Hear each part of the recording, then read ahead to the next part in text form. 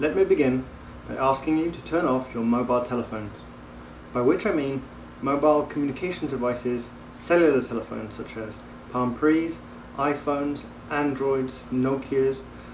I only ask this because I have some material today that I think requires your full attention. Okay, I hope that wasn't too difficult. Perhaps it was psychologically difficult for you to remove yourself from the outside world, but it wasn't physically impossible to turn off your mobile phone. That's the way they're designed, on and off.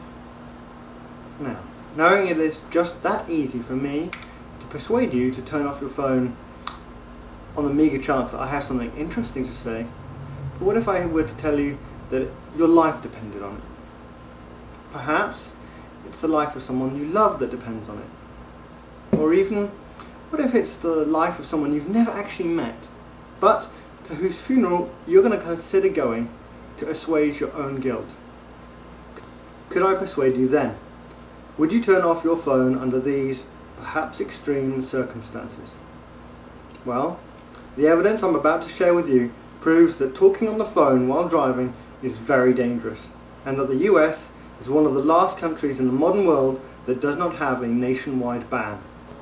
It is because of this evidence that I believe there should be better legislation with greater levels of enforcement to cut down on this dangerous habit, and because it is just so important that the legislation should be brought about by the federal government of this great country. Let's look at how you interact with your car. You remotely unlock the door. You open the door. You sit down. You turn on the engine. You put the earpiece from your phone into your ear, and then you set off. At some point, probably near the exit to the car park, you put on your seatbelt. You ring home, tell them you're on your way. You ring a friend, arrange to go out for a beer perhaps at the weekend, and you spend as much of the drive as possible paying as little attention as possible to the actual drive. Hey, I understand. It's a drag. But, according to the magazine of the Human Factors and Ergonomic Society, driver distraction caused as many as 2,600 deaths in the USA alone last year. On top of that, 300,000 injuries. That isn't that many. In a nation of people that measures 307,757,820 people at the last census, 2,600 deaths, 2,600 deaths. It's not that many. However, a study carried out by Tibishirani and Redl-Mir found that drivers were 4 times more at risk of having a collision if they were on a call or soon after they'd finished a call. This really highlights the fact that it's the telephone call itself, it's the actual conversation that puts the driver at risk. So if it's a telephone call, then it's preventable. So I would think that 2,600 deaths, though a small fragment of the population, are too many deaths if those deaths are entirely preventable. And I think you would too, if you had caused someone's death. Or if someone that you love had had their life cut short by someone's simple inattentiveness. This same study found that drivers talking on mobile phones were 18% slower to react to brake lights. As a consequence of this, the distracted driver increases the concertina effect of high volume traffic, which in turn causes stress and anger among other road users. Drivers engaging with their mobile telephones are also less likely to take full advantage of other road conditions, up to 20% less likely to change lanes, up to 17% longer to return to the speed of the road after a stoppage. Another point to note in the distracted driver scenario is that distracted driving isn't a skill that can be learned in order to improve performance. You don't get better at being distracted. You just get distracted. So, we have seen that the distracted driver is a much worse driver than a normal driver. But to what degree are they better? Well, the University of Utah actually spent time getting people drunk And they used these drunken drivers along with drivers who were receiving phone calls on their mobile phones and on their hands-free kits. The participants would drive behind a pace car which would occasionally brake. If the participant braked, then the pace car would accelerate. If they didn't, they would crash. So who do you think was better? Well, in this particular study, the drunk driver was considerably better, measurably better, than a distracted driver.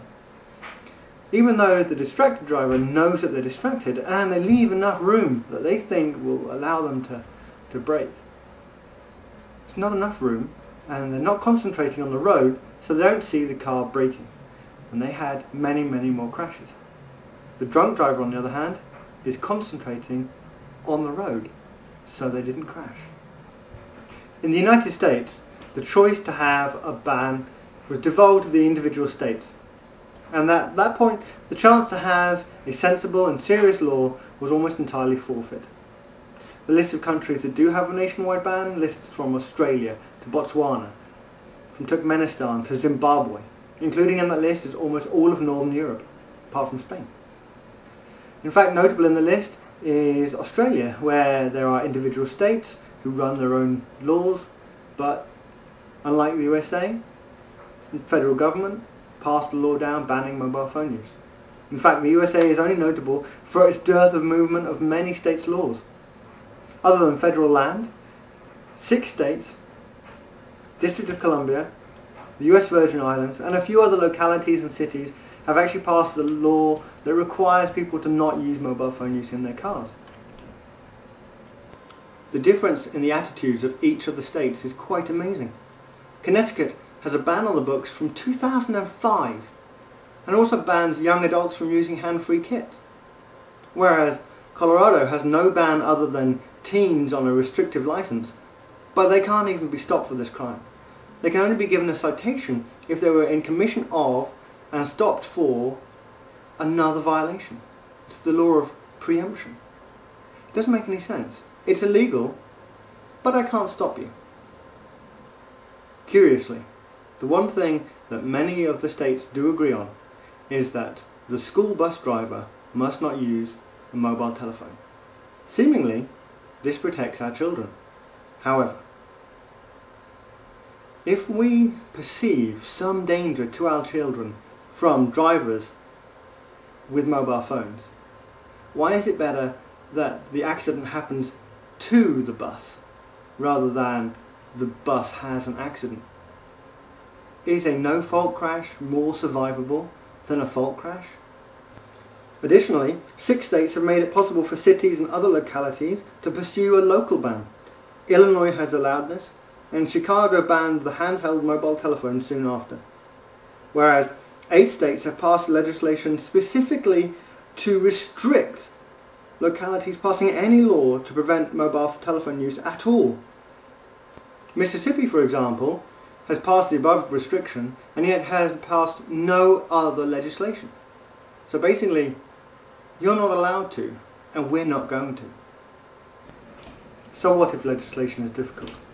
So what if enforcement is expensive? So what if the USA has been slow to write legislation? Legislation written as either state or federal law is the only thing that has affected the rates of death caused by mobile phone use in cars. The states have left laws unwritten, perhaps due to conflicts of interest.